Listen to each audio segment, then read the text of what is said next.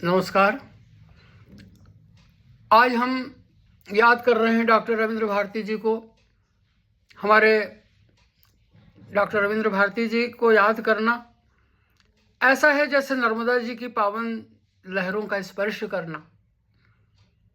ऐसे ही जैसे नर्मदा जी की कलकल बहती हुई धाराएं, पावन धाराएं जिस तरह से स्पर्श कर मात्र से, दर्शन मात्र से हमें पवित्र कर देती है, ऐसे ही डॉक्टर रविंद्र भारती जी को जब हम याद करते हैं तो हमारा मन एक श्रद्धा से, एक विश्वास से भर जाता है कि कोई व्यक्ति इतना समर्पित होकर के, इतना भक्तिभाव से डूब करके कोई काम करने वाला व्यक्ति, ऐसा होता है।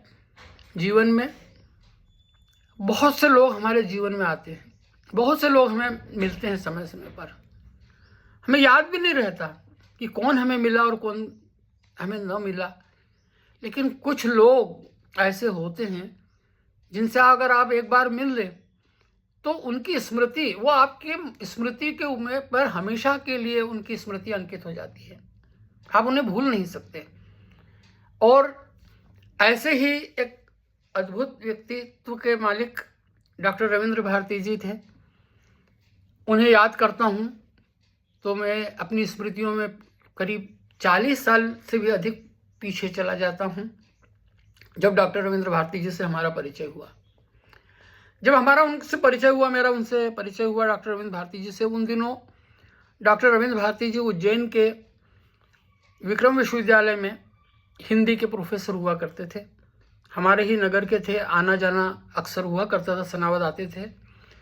और धीरे धीरे उनसे हमारा परिचय हुआ।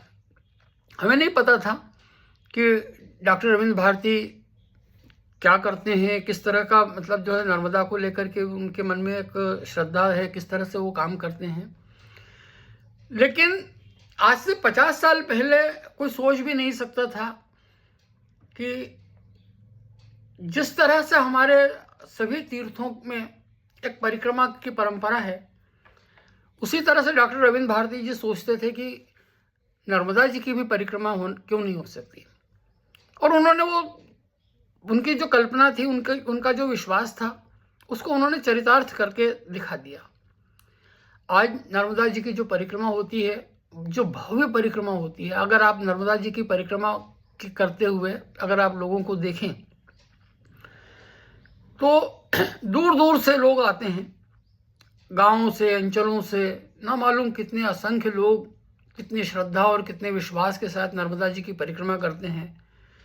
और नर्मदा जी की परिक्रमा ही नहीं करते, नर्मदा जी की परिक्रमा में वे नर्मदा जी के साक्षात दर्शन भी करते हैं।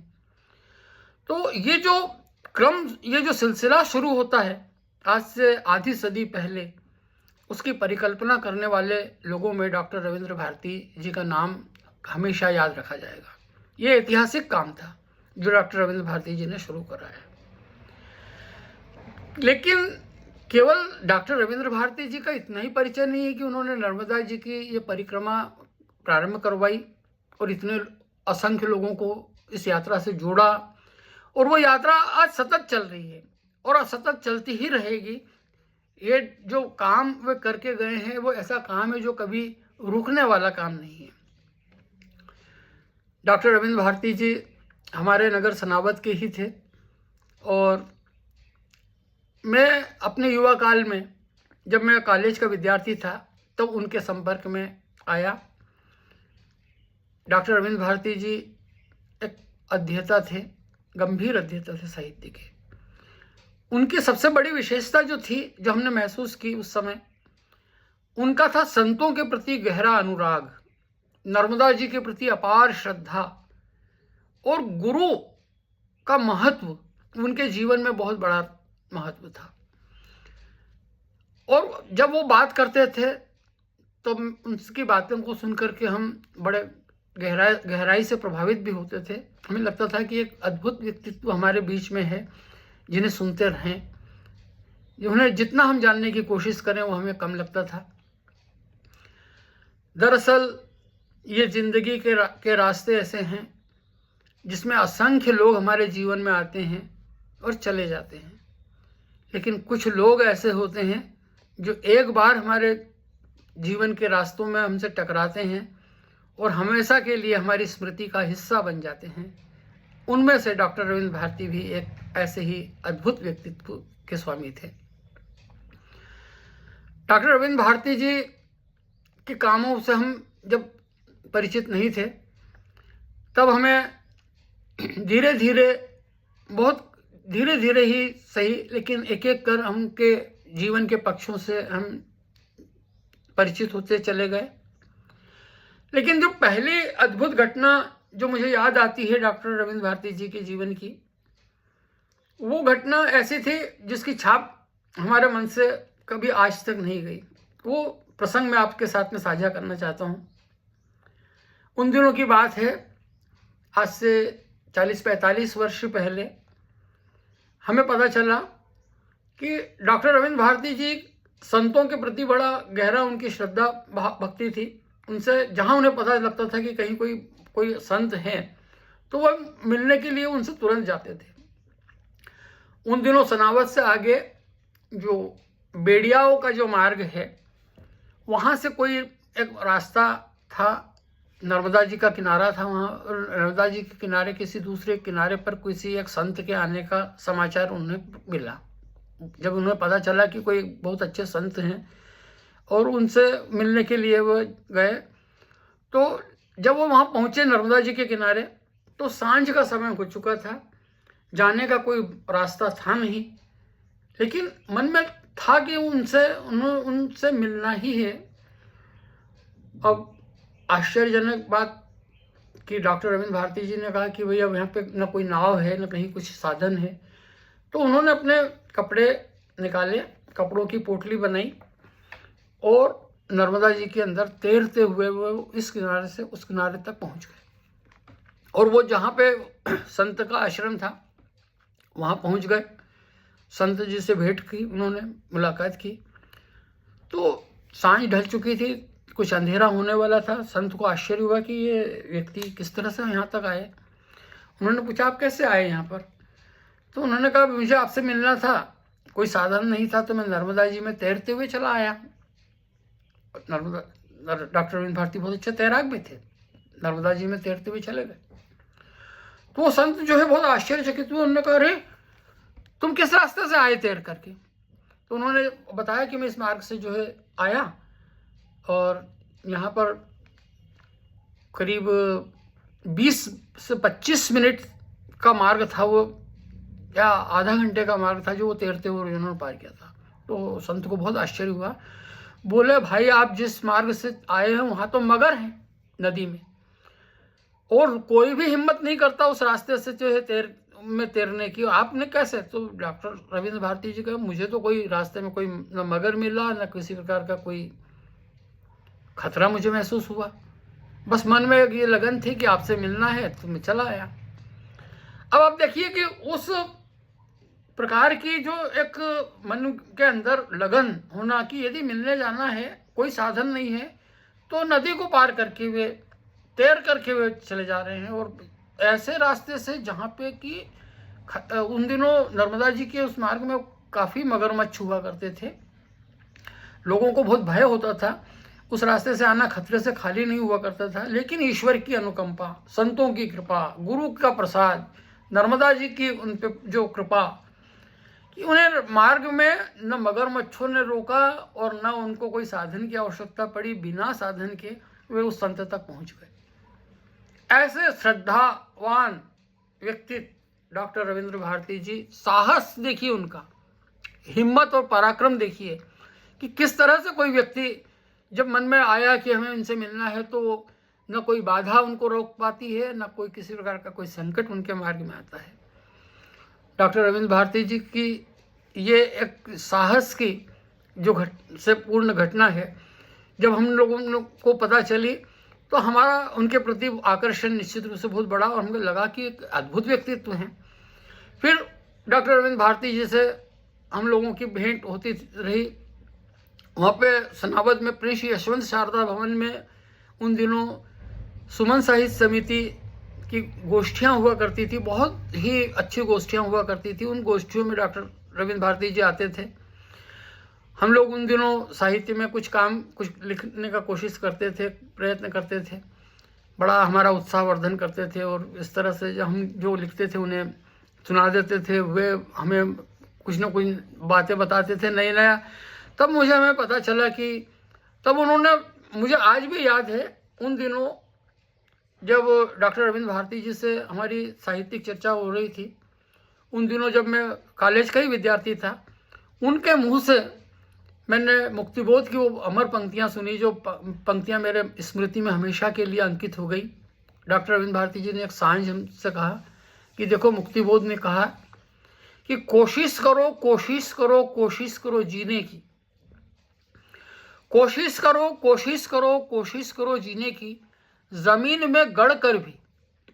अब ऐसी अद्भुत पंक्तियां कैसे भूली जा सकती है, वो स्मृति में अंकित हो गई। तब डॉक्टर अरविंद भारती जी की ही प्रेरणा कहना चाहिए कि मैं मुक्तिबोध को पढ़ने के लिए आकर्षित हुआ, और फिर बाद में मुक्तिबोध की कविताएं पढ़ी तो मुझे लगा कि डॉक्टर अरविंद भारती जी ने मुझे एक सही मार्ग की ओर मोड़ा।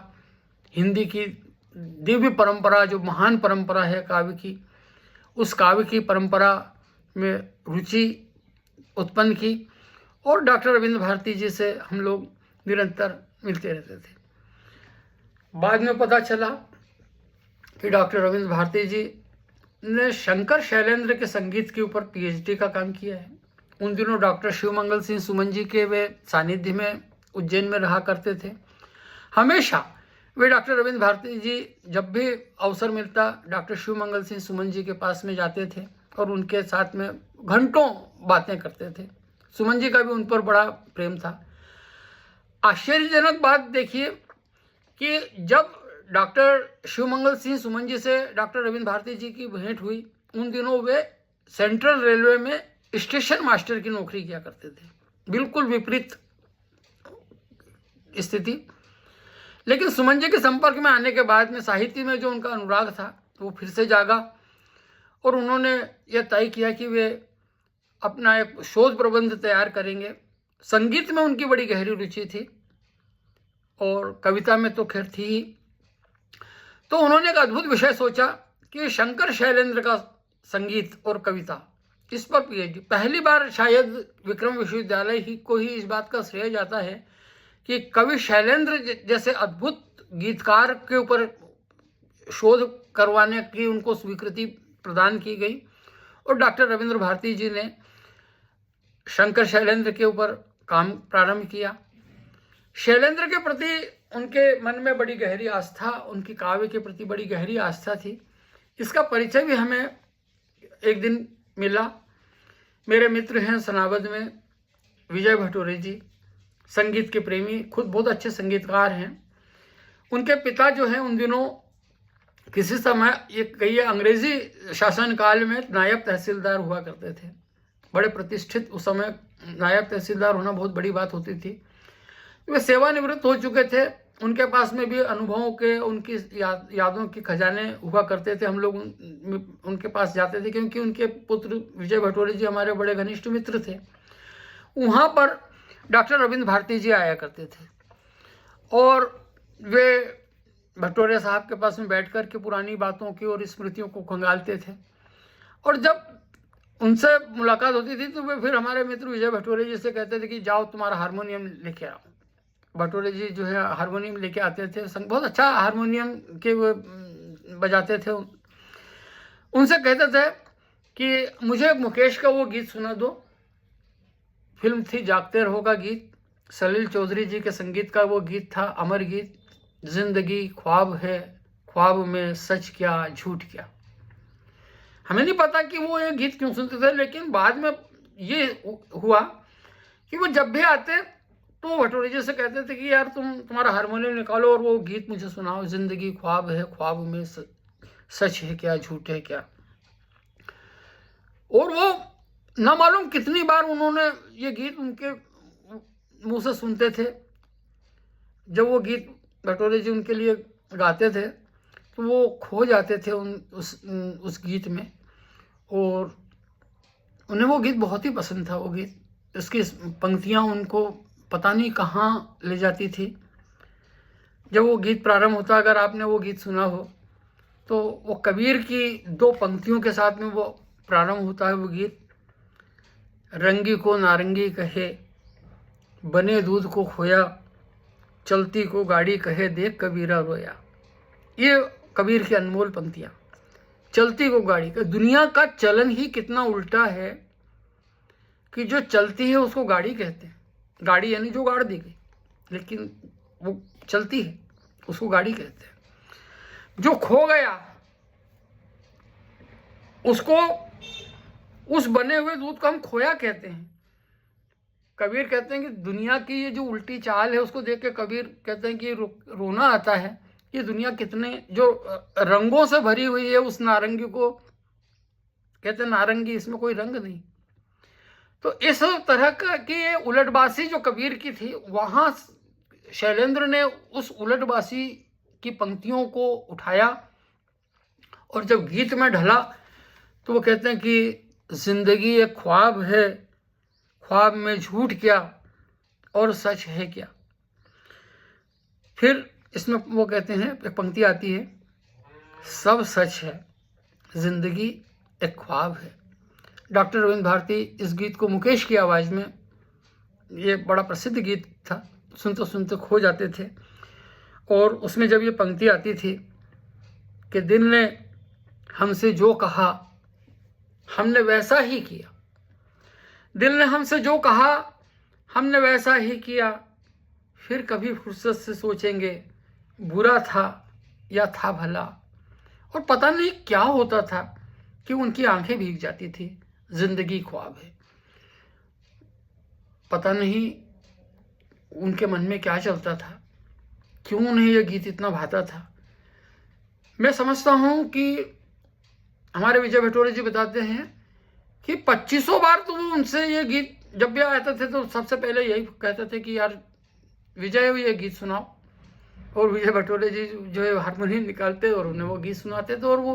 और जब वो पंक्तियां आती थी कि दिल ने हमसे जो कहा हमने वैसा ही किया, फिर भी कभी फुर्सत से सोचेंगे बुरा था या था भला, तो उनकी आंखें भीग जाती थी।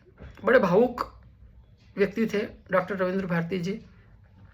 पता नहीं जीवन को ख्वाब समझते थे, लेकिन उस ख्वाब को भी सच करने के लिए वे किस तरह से लग जाते थे। और उन्होंने अपने ख्वाबों को सच करने के लिए कोई कसर बाकी नहीं रखी। निरंतर कर्म, निरंतर चलना यही उनका ध्येय था। कभी रुकते नहीं थे जीवन में। और अपने गुरुओं के प्रति, संतों के प्रति उनके मन में जो श्रद्धा थी, अब आश्चर्य करेंगे, उन्होंने गुरु चालीसा जैसी रचना की, नर्मदा जी की चालीसा की रचना की, सौंदर्य लहरी की वे बात को वो गुनगुनाते थे शंकराचार्य की। और फिर जब बाद में वे अपने अध्ययन और उसमें आगे आए तो उन्होंने सौंदर्य तत्व पर जो है चिंतन प्रारंभ किया। और एक पुस्तक भी उन्होंने उस समय लिखी थी जिसका विषय ही था सौंदर्य, रस और आनंद। अब आप सोचें कि व्यक्ति का जो विषय चयन है, सौंदर्य, रस और आनंद, ये 3 बिंदुओं पर उन्होंने बहुत गहरा चिंतन किया और एक पुस्तक उस समय प्रकाशित की थी जिसका शीर्षक था सौंदर्य, रस और आनंद। ये शायद उनके शोध प्रबंध का भी एक हिस्सा था। आज वो पुस्तक उपलब्ध तो होगी ही कहीं निश्चित रूप से। तो उस समय जब मेरी आयु ज़्यादा 24-25 वर्ष की रही होगी, तब इतने गंभीर विषयों पर उनका वो काम जब मैंने देखा था, जबकि हम उस गहराई को जानने की अभी समय नहीं आया था, उस समय उन्होंने हमें सौंदर्य, रस और आनंद जैसे 3 बड़े हमारे परंपरा के बिंदुओं पर उन्होंने हमारा ध्यान आकर्षित किया। और शायद यही कारण है कि ये जो प्रेरणा थी सौंदर्य, रस और आनंद के प्रति, उनकी जो प्रेरक बातें होती थी, वो जब वो बातें करते थे तो उस सौंदर्य, रस और आनंद की अनुभूति को हम धीरे धीरे महसूस करने लगे।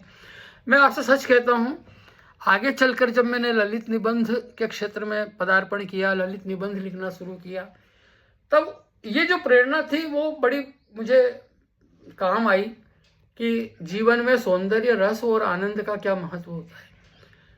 मुझे आज भी याद है, इस जीवन में बहुत सी चीज़ें होती है, आप बहुत सारे काम करते हैं, कैरियर बनाने के लिए काम करते हैं, आप शिक्षा प्राप्त करते हैं, नौकरी करते हैं, बहुत सारा परिश्रम करते हैं। तो ये जितना परिश्रम हम करते हैं, हम जो कुछ भी उपलब्धियां हासिल करते हैं, वो जीवन को चलाने के लिए आवश्यक होती है। लेकिन आखिर हम जीते किस लिए हैं जीवन में? क्या पैसा कमाने के लिए हम जीवन जीते हैं? पैसा हम कमा लेते हैं, लेकिन क्या पैसे से जीवन होता है? जीवन को चलाने के लिए जरूर वो आवश्यक होता है, धन, नौकरी, सब कुछ होती है, लेकिन जीवन जीने का उद्देश्य तो कुछ और ही होता है। वो जीवन जीने का उद्देश्य, हम मनुष्य का जो जन्म प्राप्त किया है, तो यदि हमने इस मनुष्य का जीवन प्राप्त किया है, अगर हमने उस रस को, जीवन के रस को, प्रेम के रस को, आनंद को, उस सौंदर्य की अनुभूतियों को नहीं जिया, तो हमारा जीवन तो एक प्रकार से रेगिस्तान की तरह होगा, जिसमें रस नहीं होगा, जिसमें जल नहीं होगा, जिसमें प्रवाह नहीं होगा, जिसमें सौंदर्य नहीं होगा। एक सूखा जीवन जी करके आप चले जाएंगे तो आपको कहाँ से रोका? तो ऐसी प्रेरक बातें हमें डॉक्टर अरविंद भारती जी से उन दिनों सुनने को मिलती थी, और धीरे धीरे हमको एहसास होने लगा कि ये जो व्यक्ति हम जिनसे हम मिल रहे हैं, ये एक असाधारण व्यक्ति हैं, एक साधारण मनुष्य नहीं है, बहुत विशेष व्यक्ति हैं। और वो विशेष व्यक्ति हमारी स्मृतियों में धीरे धीरे इस तरह से बस गए कि उन्हें भुला पाना आज भी संभव नहीं है। 40-50 साल बीत गए हैं, लेकिन हमारी स्मृतियों में वे आज भी वैसे ही बने रहते हैं। जब भी कभी कोई बात याद आती है तो हमें लगता है कि हमारे यहाँ पर एक इतने अद्भुत व्यक्ति हमारे जीवन में आए, कैसी अद्भुत प्रेरणाएं हमें दे करके वे गए। चलते चलते वे बातों बातों में कुछ ऐसे बिंदु छोड़ जाते थे, कुछ ऐसी बातें कर जाते थे। उनकी एक कविता थी, वो जब गोष्ठी में उन दोनों गाते भी थे डॉक्टर अरविंद भारती जी, बड़े मतलब वो समुद्र से लेकर के नदियों तक उनकी चिंतन की जो धारा चलती थी, नदियों से सागर तक की यात्रा करती थी। तो उन दोनों उन्होंने एक नौका विहार पर एक जो है गीत लिखा था। वो जब गोष्ठी में आते थे, सब लोग उनसे वो गीत जरूर सुनते थे, कहते थे कि डॉक्टर साहब आप वो गीत हमें एक बार सुनाएं। और चांदनी रात में नर्मदा जी में बहती हुई एक नाव का वो दृश्य जो है वो अंकित करते थे, उस यात्रा को अंकित करते थे। वो यात्रा सौंदर्य की यात्रा होती थी, चांदनी रात थी, चांदनी का सौंदर्य जो है नर्मदा के जल पर बिखरा हुआ, रात्रि के समय बहती हुई नाव, और नाव का वो पथिक, दरअसल वो पथिक और कुछ नहीं, वो डॉक्टर अरविंद भारती थे, जो अपनी कल्पनाओं में भी चांदनी रात में जो है नर्मदा की लहरों पर यात्रा करते थे, अपनी कल्पनाओं में नर्मदा जी को जीते थे।